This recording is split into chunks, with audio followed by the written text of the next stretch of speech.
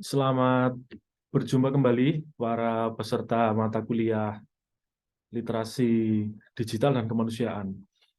Ini adalah pertemuan kelima kita bertemu sejak awal semester dan materi hari ini adalah Internet of Things dan Big Data. Eh, saya perlihatkan beberapa ilustrasi terkait dengan Internet of Things dan penggunaannya di dalam kehidupan. Banyak hal yang pernah kita alami ketika kita bersinggungan dengan teknologi. Beberapa pertemuan sebelumnya kita telah membahas dampak positif, dampak negatif, teknologi, dan inovasi di dalam kehidupan kita sehari-hari, bahkan di kehidupan sosial. Sedangkan inovasi tidak pernah terlepas dari internet, sehingga ketika kita mulai membuat inovasi, apa yang terjadi pada teknologi masa sekarang akan selalu kita kaitkan, terutama adalah internet. Sehingga Internet of Things ini akan menjadi sebuah jembatan dalam kehidupan sehari-hari. Ini salah satu contoh penggunaan internet di dalam kehidupan. Artinya, inovasi berkembang pesat. Kita punya smartwatch yang bisa memonitor, yang bisa melihat kondisi kesehatan, melihat detak jantung, bahkan melihat kadar oksigen dalam darah. Kadang smartwatch ini terhubung dengan Bluetooth, tapi seluruh update dari firmware-nya akan membutuhkan koneksi internet di HP, dan integrasi dari HP ke smartwatch inilah yang memungkinkan sebuah port menghubungkan dari jam smart Anda ke internet. Beberapa hal lain yang sering kita lihat juga adalah autentifikasi. Contohnya autentifikasi di HP Anda melalui fingerprint atau melalui password. Atau ketika Anda membuka email, Anda membutuhkan password. Dan sekarang yang paling banyak ditemui adalah verifikasi dua langkah.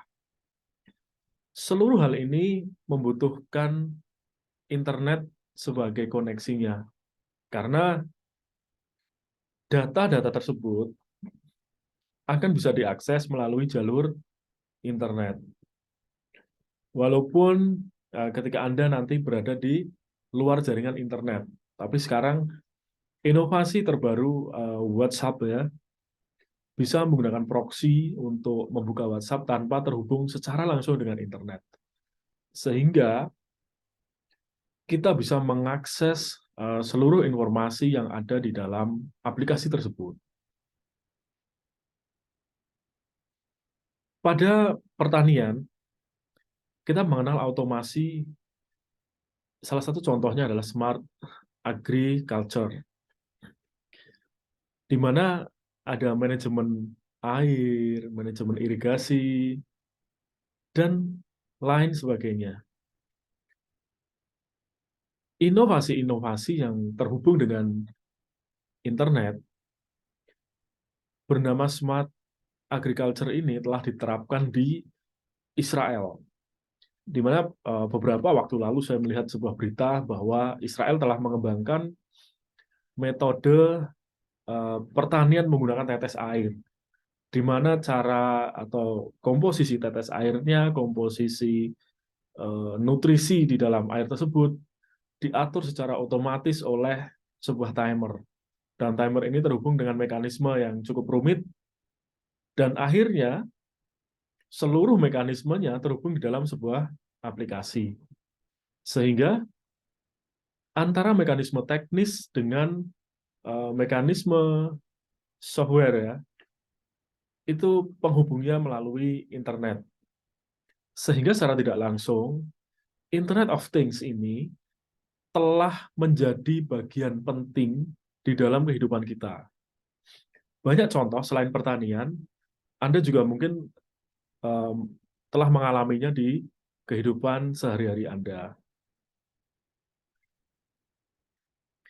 Pada lalu lintas, ya sekarang kita melihat ini ya,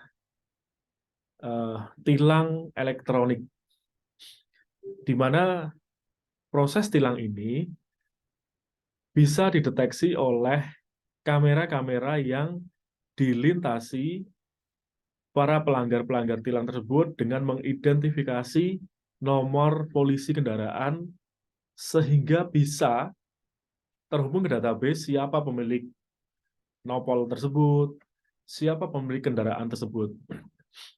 Dan ini sudah cukup umum di sekitar kita ketika Internet of Things ini terjadi di lalu lintas.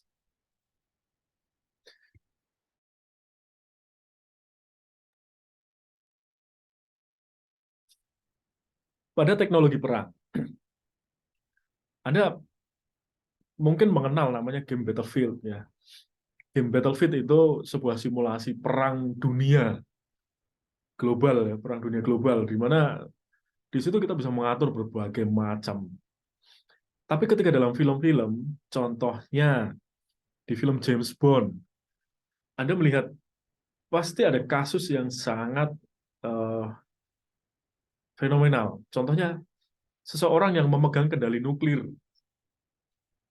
Ketika saya memencet tombol ini, maka seluruh nuklir di dunia uh, akan apa melesat ya, dan mencari sasaran-sasarannya. Dan ini bagaimana cara mekanismenya? Pasti melalui sebuah jalur. Dan jalur yang paling memungkinkan adalah jalur radio, di mana radio gelombang-gelombang radio ini bisa dimanfaatkan. Tapi yang paling baru melalui jalur internet.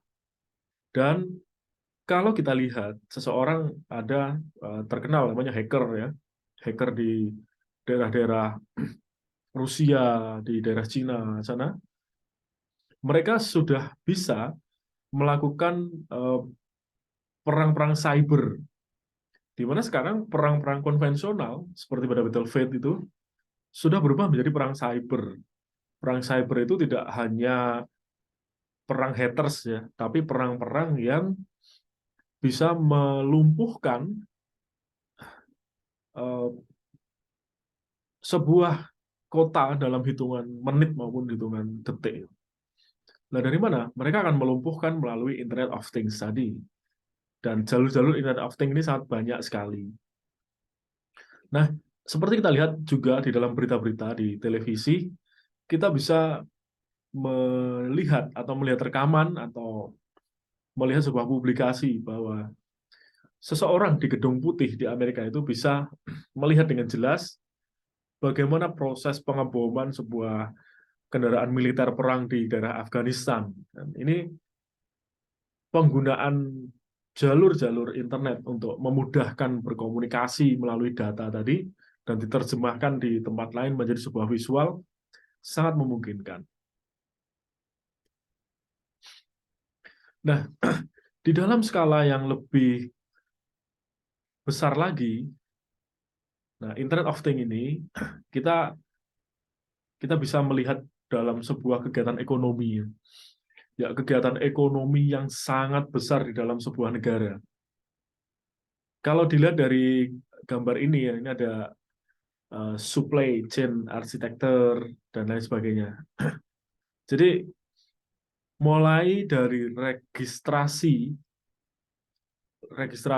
seseorang meregistrasi di awal dan dia akan bisa menemui berbagai macam kebutuhan konsumtif maupun finansial, bahkan kebutuhan traveling dan lain sebagainya. Ini sebuah skala yang sangat besar yang menghubungkan beberapa kegiatan-kegiatan melalui Internet of Things. Dan di dunia transportasi, kita bisa memesan berbagai macam transportasi, baik itu darat, laut, maupun udara melalui sebuah web, sebuah aplikasi.